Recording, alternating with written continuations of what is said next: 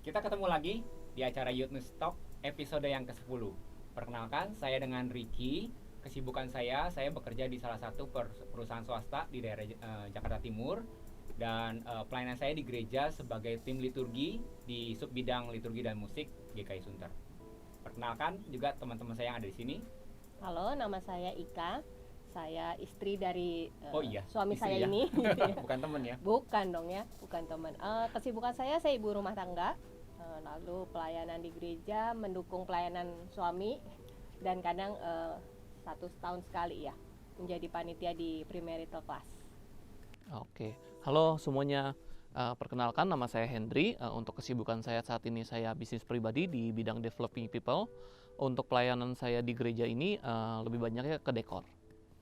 Nah, teman-teman, hari ini kita mendapatkan kesempatan untuk boleh diskusi nih. Cuman kita juga bingung sebetulnya diskusinya seperti apa. Tapi teman-teman panitia sudah menyediakan kartu-kartu yang ada yang harus kita jawab nih teman-teman. Kira-kira deg-degan nggak ya? Topiknya apa ya kira-kira ya kok? Jadi agak-agak misteri juga gitu ya. Boleh Henry dulu mungkin yang mengambil nomor 1. Nah, langsung dapat keluarga kesukaan nih. Sebentar ya. Kira-kira tentang apa ya? Tentang apa ya nih kok? Sebentar, coba kita lihat ya. Pertanyaan yang pertama nih, menarik juga ternyata topiknya hari ini teman-teman. Ya, menurutmu apa alasan orang selingkuh dari pasangan mereka? Waduh, topiknya tentang selingkuh aja nih, ya kan? Kenapa tiba-tiba ngomongin selingkuh ya? Nggak tahu. Kasusnya udah menikah atau masih pacaran ya? Kayaknya kalau dari sini mungkin bisa secara pacaran atau menikah mungkin. Mungkin nanti dari aku karena aku saat ini masih berstatusnya pacaran ya. Mungkin aku akan coba jawab. Menurut aku mungkin Koko atau Cici nanti bisa nambahin ya. Mungkin dari versi yang untuk menikahnya. Nah, yang pertama menurut aku apa alasan orang selingkuh dari pasangan ya? Kayaknya sih kalau untuk selingkuh itu yang pasti satu ada kesempatan ya untuk selingkuh itu. Yang kedua mungkin menurut aku tidak puas dengan pasangannya atau kurangnya komunikasi dengan pasangannya. Kalau menurut Cika boleh tahu? Duh, aku masih apa ya alasan orang selingkuh ya. Setuju juga dengan pernyataan mungkin tidak puas, tapi kesempatan pasti ada ya, selalu deh, nggak bisa tertutupi soal kesempatan itu gitu untuk melihat orang lain gitu kan. Jadi kalau dia sampai selingkuh itu berarti kan bukan cuma sekedar temenan ya. Misalnya kalau kami suami istri, mungkin Ricky kali di kantor gitu punya teman, jadi nggak cuma sekedar rekan kerja, nggak cuma sekedar ngobrol, tapi berarti ada something else gitu kan ya kalau sampai kita bahas itu selingkuh. Jadi bisa aja ketidakpuasan karena mungkin dengan pasangannya ada hal-hal yang dia kurang dapatkan gitu ya. Mungkin ya, gimana Ki? Iya, kalau dengar sih ya, kadang-kadang tuh harus kalau ngomong, gue tuh nggak niat selingkuh gitu. Ya pasti nggak ada yang niat harusnya. Kalau ada niat serem amat ya. Tapi kalau memang akhirnya terjadi perselingkuhan itu, mungkin benar juga tadi yang udah disampaikan bahwa ada faktor ketidakpuasan bersama dengan pasangan gitu ya. Atau di pihak lain sebetulnya dia dapatkan sesuatu yang memenuhi kebutuhan dia tuh. Jadi belum tentu dari pasangannya nggak dapat, tapi tiba-tiba dia dapat sesuatu yang berbeda. Jadi itu menarik dia tuh, sehingga kayaknya ini seru ya gitu ya, sehingga dia akhirnya bergeser gitu. Oke. Ya kalau aku nangkep sih kurang lebih memang poin-poinnya sama ya, mirip-mirip di mana ya adanya kesempatan sama tadi adanya ketidakpuasan ya. Jadi mungkin di pertanyaan selanjutnya mungkin lebih dalam lagi nih teman-teman nih, kita belum tahu nih pertanyaan selanjutnya apa. Boleh Cika ambil. Waduh, true or false? Orang Kristen lebih nggak bisa selingkuh daripada orang di luar Kristen. Mau Ci? True or false? False lah. Itu menurut aku ya. Nggak bilang Kristen nggak Kristen sih, gitu ya. Siapapun manusia di dunia ini pasti itulah punya bukan hasrat ya, punya inilah kemungkinan untuk bisa selingkuh kan. Atau manusia ya, kalimatnya gini kali, nggak ada orang yang imun dari mungkin perselingkuhan itu lebih gitu ya. bagus deh. Nah coba menurut Henry. Menurut aku tadi mungkin mirip kayak kata Ko Rigi ya. nggak ada orang yang imun tentang perselingkuhan ya, karena pada awalnya kan manusia itu memang sifatnya kita ada dosa ya. Jadi kita tidak bisa menutup diri memang full 100% tidak pasti selingkuh, atau kalau dalam konteks ini kan tadi kan bicaranya Kristen atau non Kristen, tapi menurut aku kayaknya semua orang berpotensi sama sih. Ya, Mau berpotensi dia maksudnya. dia murid Tuhan atau bukan, kayaknya sama aja ya. Maksudnya semua orang pasti ada chance-nya sih. Jadi menurut aku false sih, sama kayak Cika. False Gitu. ya. Mm-mm. Kalau gitu kita lanjut aja ya. Ya kita lanjut. Silahkan. Gantian nih Ko Pertanyaan Riki nih. Yang selanjutnya. ketiga. Set. Nah, true or false lagi nih. Lagi. Ha-ha. Pasangan yang berselingkuh harus diampuni dan diterima kembali. Ini dalam kurung dalam konteks pacaran dan menikah. Nah, berhubung di sini ada yang masih pacaran dan menikah, jadi kita bagi aja ya. Iya. Saya jawab dari yang konteks yang menikah. Kalau menikah, pasangan yang berselingkuh harus diampuni dan diterima kembali. Kita sebetulnya kembali lagi sih, waktu menikah itu kan seseorang itu berjanji di hadapan Tuhan sebetulnya ya. Di hadapan Tuhan untuk setia. Walaupun memang dalam perjalanannya dia bisa jadi tidak setia. Nah, bagaimana dengan pasangan yang tidak setiain gitu? Tetap sih harus ada hati yang bisa mengampuni.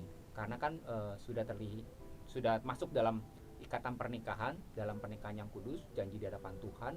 Jadi itu pun juga satu proses belajar bagaimana hidup mengampuni satu sama lain sebagai pasangan.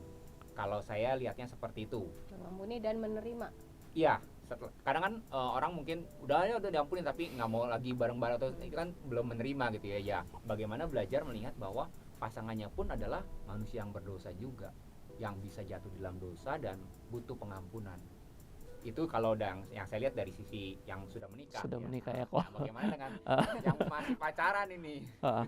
Jadi gini, sebenarnya kalau prinsipnya aku kan namanya tadi selingkuh ya, itu menurut aku kan biasa habitual ya, maksudnya atau mungkin memang sifat dasarnya. Kadang-kadang ya ini nggak mengeneralisir semua orang ya, tapi sebagian besar rata-rata ketika orang berselingkuh itu adalah mereka cenderung akan bisa melakukan kembali. Jadi ketika diampuni bisa terjadi lagi gitu kan. Nah, prinsipnya sebenarnya sama kayak mungkin sebelum sakit kita mencegah ya gitu. Nah, kalau konteksnya di pacaran, kalau menurut aku, kalau memang pasangannya terbukti memang selingkuh dan memang ya dia tidak bisa jaga kesetiaannya segala macam, ya mungkin boleh direconsider untuk maksudnya dilanjutkan tidak hubungannya gitu loh. Karena kan kita bicara namanya kita pacaran ini kan tentunya ke jenjang yang nanti serius ya teman-teman juga ya. Artinya kan nantinya akan ya tadi pengikatan ke pernikahan, janji sama Tuhan. Jadi sebelum itu terjadi mungkin boleh pertimbangkan. Jadi nggak mesti kalau di hubungan pacaran menurut aku nggak mesti loh. Ketika ada satu pasangan kita yang melakukan perselingkuhan itu sih kalau dari konteksnya aku. Karena tadi menarik tuh ya waktu dibilang ada kecenderungan gitu ya. Mm-mm. Jadi konteksnya kan dia melakukan itu ketika masih berpacaran. Kita ampuni mungkin lagi nggak mungkin gitu kan. Tapi yang terjadi pertanyaan, apakah dia satu-satunya pria atau apakah dia satu-satunya wanita yang Yes. akan saya hidup bareng selamanya gitu kan, selama saya hidup. Jadi pertanyaan yang mungkin perlu dipikirkan tuh ya. Iya, kalau untuk dari konteks yang saya seperti saya berpacaran, saya tentunya ketika menjalankan sesuatunya dengan serius dan ketika nantinya ingin melanjutkan jenjang yang lebih sungguh-sungguh ke jenjang pernikahan, tadi kan seperti kata Ko Riki, akan ada di mana pernikahan yang sakral, di mana ya kita akan berjanji seperti apa dan juga di hadapan Tuhan dan para jemaatnya ya. Jadi artinya ketika kita mau melangkah ke arah yang situ, lebih baik kita benar-benar kita pertimbangkan lagi. Jadi kalau dalam konteks tadi memaafkan, menurut aku ya nggak selalu perlu dimaafkan kalau untuk yang masih pacaran. Tapi kalau tadi aku juga dapat banyak masukan ya dari Ko Riki sama Cika yang sudah menikah, bahwa ketika sudah terjadi pernikahan, ya mau nggak mau mungkin ya memang kita harus belajar untuk mengampuni juga gitu. Itu sih yang aku dapat sih dari tadi. Aku mau nambahin. Boleh. Nggak menarik sih, soalnya kalau bicara kembali soal kita sebagai anak Tuhan gitu ya, aku tertarik dengan kata-kata memaafkan, maksudnya mengampuni. Tuhan yang ya Tuhan kita gitu ya. Kita ini semua nggak ada yang benar nih menurut aku, kita semua orang berdosa, tapi Tuhan mau datang ke dunia dan mengampuni dosa kita gitu ya. Kadang mungkin kita kalau konteks pacaran, kalau ngomong pacaran mungkin memaafkan, kita perlu punya hati untuk memaafkan, karena kita belum tentu lebih baik dari dia, begitu kan? Gitu. Yes. Jadi pasti ada setiap kita itu, setiap orang punya lag-nya masing-masing, punya kekurangannya masing-masing. Kalau aku sih pribadi, ini perempuan kali ya mikirnya, memaafkan mungkin secara mulut gitu kita akan bilang saya memaafkan gitu ya. Tapi mungkin habis itu saya putusin sih. Nah, maksudnya gini, memaafkan bukan berarti menerima dia kembali untuk Yes. menjadi pasangan kita. Karena kan kita perlu mikir ya untuk menikah, seperti yang tadi Henry bilang. Masuk ke pernikahan sesuatu yang kudus di hadapan Tuhan, komitmen segitiga gitu kan, maksudnya antara saya, dia dan Tuhan gitu kan. Jadi kalau ketika terjadi perselingkuhan di masa pacaran, menurut aku itu akan kembali ke masalah trust ya, kepercayaan. Bagaimana kita bisa komitmen sama pasangan yang kita nggak percaya. Nah itu kan sulit ya gitu. Tapi mungkin dalam hal memaafkannya, mungkin nggak usah kasus perselingkuhan apapun gitu ya, pasangan kita bisa melakukan calon pasangan hidup kita gitu bisa melakukan banyak kesalahan, perlu consider untuk memaafkan. Tapi menerima belum tentu sih. Kembalinya itu yang mungkin akan perlu dipikirkan lebih baik gitu. Kalau pacaran sih kayaknya kalau saya sih putus saja sih. Kalau pacaran ya, tapi kalau menikah memang itu jadi satu hal yang pasti nggak mudah ya, karena ya kita punya komitmen. Kok zaman sekarang jujur nih, orang selingkuh cerai gitu ya, dan semakin ke zaman kita sekarang tuh perceraian begitu mudah gitu ya, kayaknya kalau dulu kan zaman kami masih kecil tuh kayaknya perselingkuhan itu tuh paling tabu dibicarakan gitu. Zaman dulu nggak tahu nih, Henry belum lahir. Tapi kalau sekarang kayaknya everyday kita bisa dengerin gitu orang ngomong, oh ini cerai sih, itu cerai hanya karena satu selingkuh dan selingkuh. Ini belakangan juga lebih banyak kasus kan ya. Malah gitu kan. banyak kan kasus sekarang katanya orang cerai bangga sih. Waduh, itu lebih serem lagi.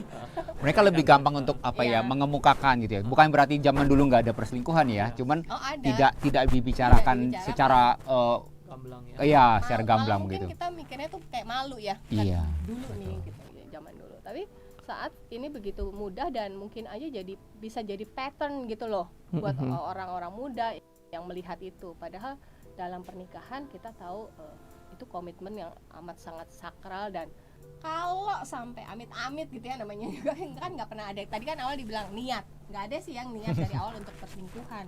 Tapi kalau itu terjadi, apa sih yang harus dilakukan? Ya memaafkan sudah harus, karena Tuhan Yesus sudah memaafkan kita terlebih dahulu. Lalu yang kedua menerimanya, mau nggak mau harus menerima.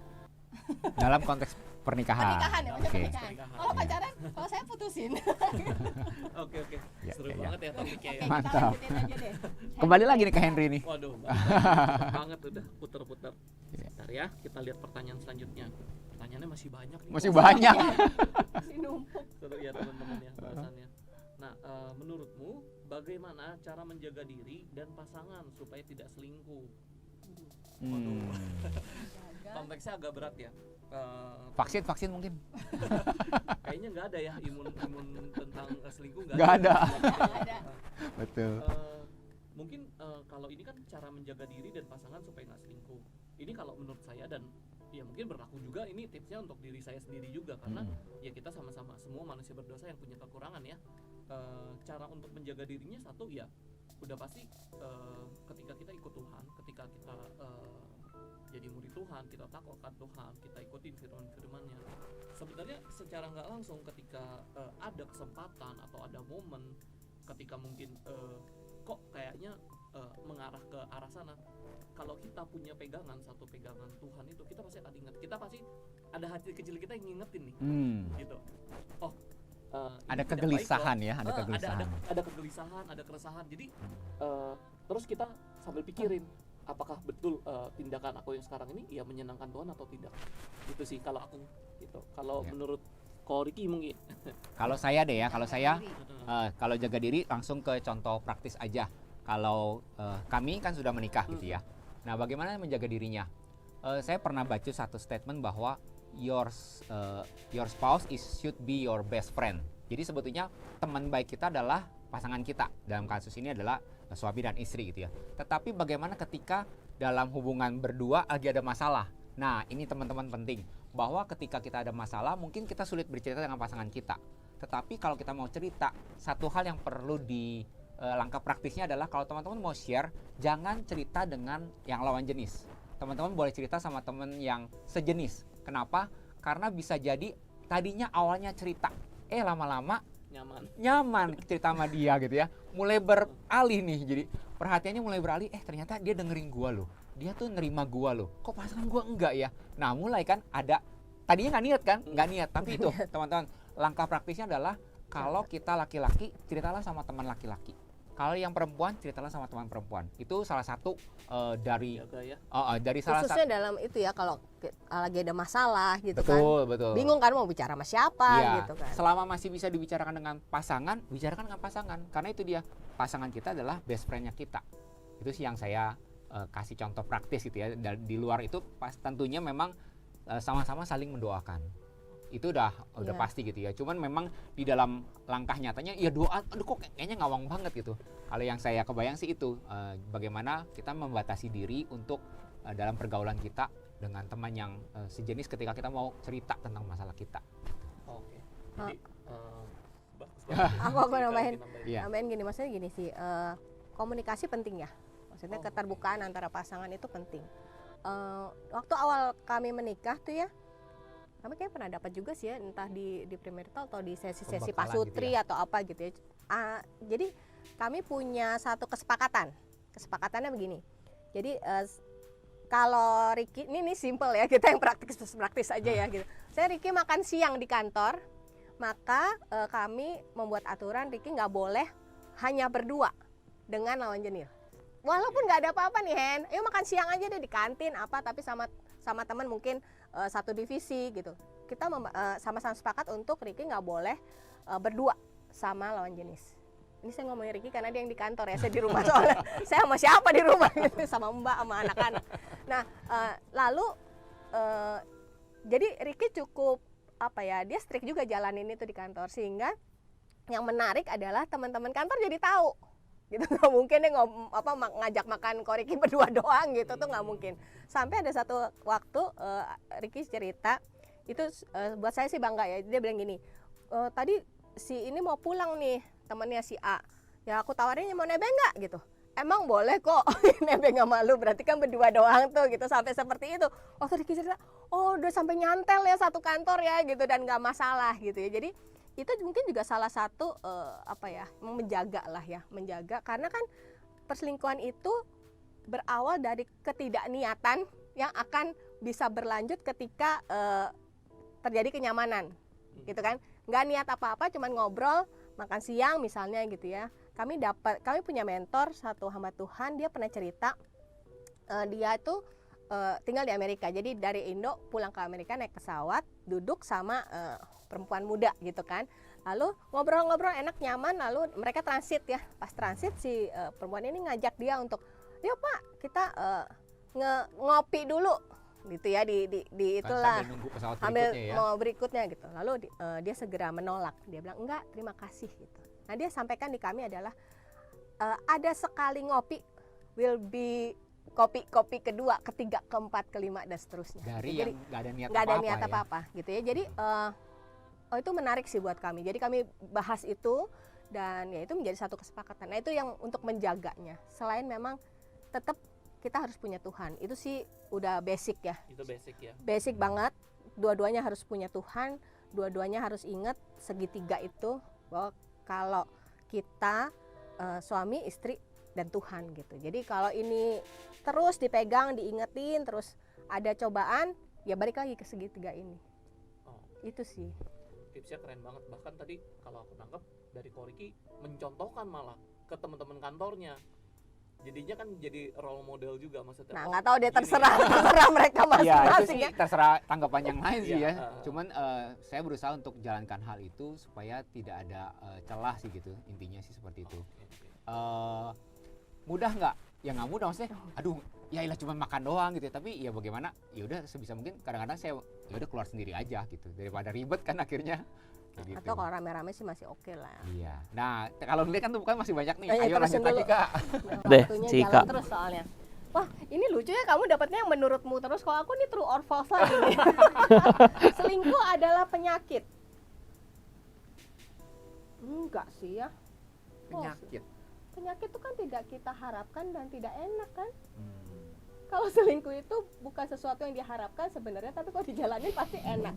Kalau nggak terus bablas. Benar nggak? Bener sih. Kalau penyakit kan kita nggak pernah ngarepin, Hmm. dan kalau pas jalanin itu kan kena penyakit sakit ya, Yes. enak gitu badan. Tapi kalau selingkuh, kenapa orang bisa menikmati selingkuh? Pasti karena ada hal yang Nyaman. nyaman dan Nah, dapat sesuatu yang mungkin bukan sih, bukan penyakit. penyakit ya. Menurut Nggak perlu masuk IGD ya. Nggak tahu ya kalau IGD-nya IGD apa ini? Menurut Oke. Henry? menurut aku juga selingkuh bukan penyakit. Bukan. Selingkuh itu kan tadi ya habit ya mungkin ya, atau Hmm. sifat dasar ya. Mungkin konteksnya di sini kalau aku nangkep ya, nggak tahu nih benar atau enggak nih dari yang nyiapin pertanyaan. Kalau selingkuh itu diibaratkan penyakit, mungkin kadang-kadang ada orang yang berlindung di baliknya. Oh. Jadi bilangnya, oh ini saya sakit, makanya saya selingkuh gitu loh. Oh ini memang penyakit saya adalah seorang kesakitan yang Sakit kok selingkuh. bangga gitu ya. Iya, gitu loh. Tapi kayaknya menurut saya juga false sih, Ci. Ini False sih. nggak tepat ya kayaknya kalau kita taruh selingkuh itu sebagai penyakit sih kayaknya enggak ya. Iya, Kan iya. bener ya nggak perlu masuk IGD ya. kalau dia. Betul. Tapi setuju. Jadi orang berlindung di balik itu ya. Iya, Tanpa kadang-kadang mengakui begini. dengan gentle bahwa iya nih saya kesalahan saya gitu kan. Yes. Oke, kita lanjut ya. Lanjut.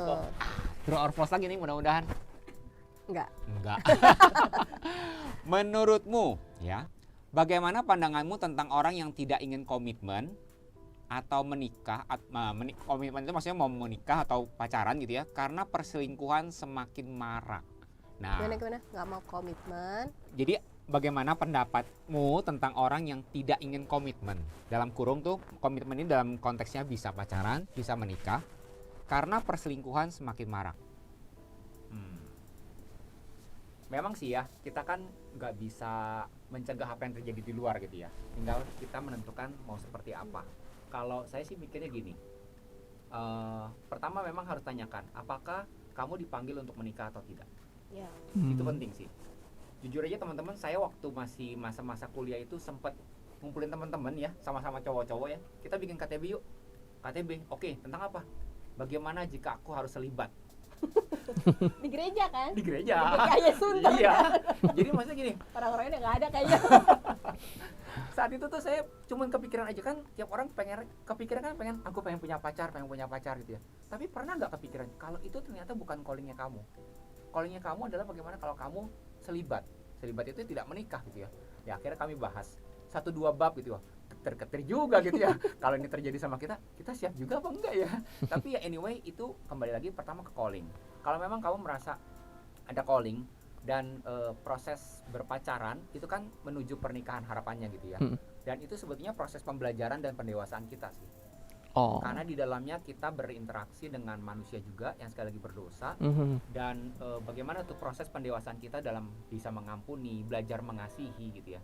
Kalau kita tidak mempunyai relasi dengan orang lain, misalkan gini, udahlah daripada saya ribet sama orang, mendingan saya pelihara kelinci lah, kan lucu kan, bisa saya kasihin, bisa saya sayangin. Ya tapi kan itu bukan pasangan yang sepadan harusnya kalau ngomongin pasangan gitu ya. Yes. Jadi teman-teman yang memang sedang memikirkan, apalagi melihat jadi momok gitu ya, buat apa menikah, terutama ujung-ujungnya cerai.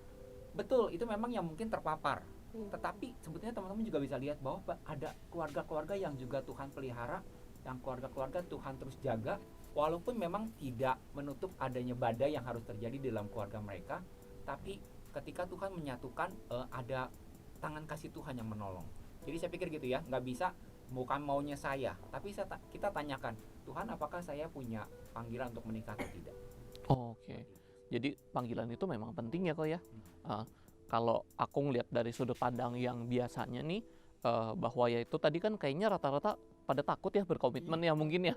Pada takut berkomitmen mungkin karena banyak yang lihat mungkin kanan kiri, oh nih selingkuh, pasangan A selingkuh, pasangan B selingkuh. Bahkan yang udah menikah pun selingkuh, kadang-kadang mungkin gitu. Jadi itu membuat mereka takut ya. Tapi ya tadi balik lagi ke kata Koriki kan banyak ya tadi inputan-inputan yang kita dapat. Menurut aku juga nggak bisa disamakan antara semua orang, kisahnya orang lain dengan kisahnya kita. Terus kedua adalah kalau misalnya kayak kita beli beras ada 1 kerikil, bukan berarti kan seluruh tukang beras itu jelek gitu loh. Gitu. Konteksnya seperti itu sih. Mungkin jadi lebih ke kita harapannya adalah mungkin kita mendorong jangan takut untuk ini juga, tapi ya tadi cari panggilannya dulu ya pertama-tama gitu. Selain panggilan gitu, maksudnya ya bukan berarti bahwa pernikahan itu sesuatu yang kayaknya menakutkan gitu, maksudnya karena lagi marak jadi itu sesuatu yang aduh kayaknya jangan disentuh deh gitu area itu, karena nanti kita bakal ABCDE, which is kita nggak pernah tahu hidup kita 1 menit setelah ini pun kita nggak pernah tahu hidup kita gitu. Di dalam mau menikah nggak menikah sebenarnya semua Tuhan pakai untuk pembentukan manusia kan ya. Jadi, Yes. kalaupun gitu ya terjadi perselingkuhan dalam pernikahan, aku merasa itu juga Tuhan izinkan terjadi gitu. Untuk apa? Pasti ada tujuannya untuk membentuk pribadi itu, membentuk orang tersebut gitu ya. Jadi ya kalau dibilang nggak berani berkomitmen ya dia harus maksudnya refleksi ke dalam diri sendiri, what's wrong, ada yang terjadi apa di dalam diri gitu. Jadi sebenarnya bukan mungkin ya kalau baca begini, bukan soal dia takut, tapi berarti ada something di dalam dirinya yang dia kurang, yang dia juga nggak mantep, kenapa dia Belum harus firm ya, berpikiran Ci. takut gitu kan gitu, berarti kan dirinya nggak siap juga atau banyak hal lah. Nah berarti kan mesti benerin dirinya dulu ya. Ya mungkin kalau ngomongin soal panggilan kan jadi berat tuh ya. Kan kita nggak pernah tahu gitu, Tuhan nggak pernah kasih tahu lu merit lu enggak gitu kan, nggak bisa gitu. Ya, atau Tapi mungkin kalau saya ngeliatnya gini kali ya, karena apa yang ditawarkan atau ditampilkan di dalam di dunia luas sana gitu ya, selalu yang itu tuh Berita negatif ya.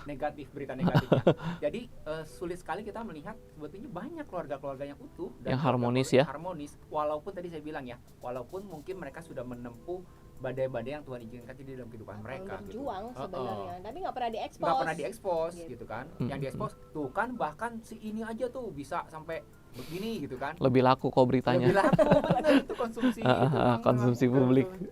Oke. Kita Oke. lanjut Lanjut lagi. Nih, Ken, Oke. tinggal satu lagi. Oke, menurutmu apa sih yang membedakan orang Kristen dan non-Kristen dalam menyikapi isu perselingkuhan? Apa yang membedakan ya?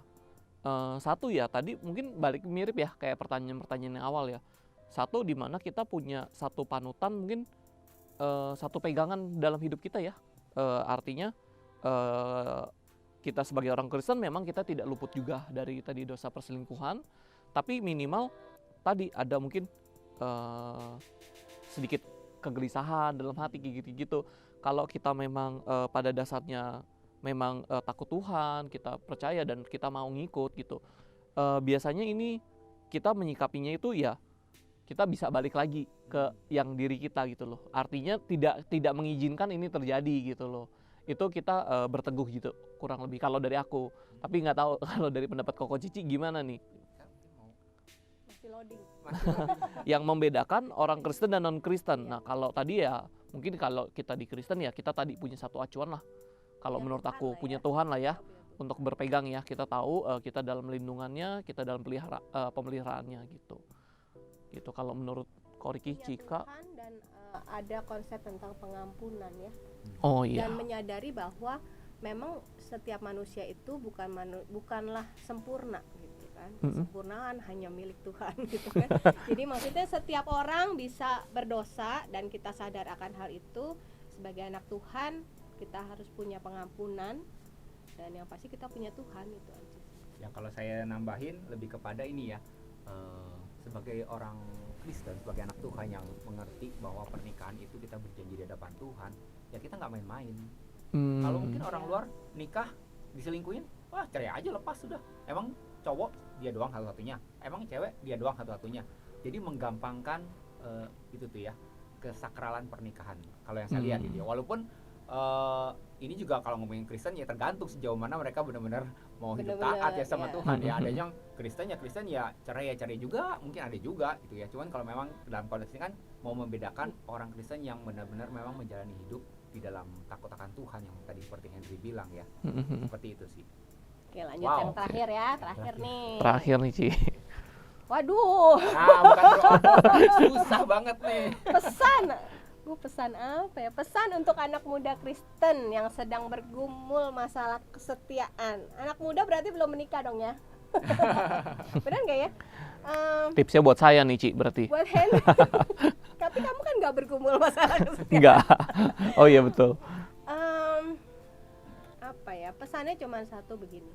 Berdoa mencari kehendak Tuhan di dalam hidupnya gitu. Maksudnya gini, waktu kita punya belum jadi pasangan ya, punya pacar gitu kan. Waktu kita punya pacar, waktu kita milih menjawab iya, aku mau jadi pacarmu atau kau mau jadi pacarku, pasti ada alasan yang jelas harusnya ya. Dan itu menjadi dasar kita juga waktu kita memilih gitu kan. Oh, oke, gua mau sama lu gitu. Nah, terjadilah soal masalah kesetiaan itu. Harus apa?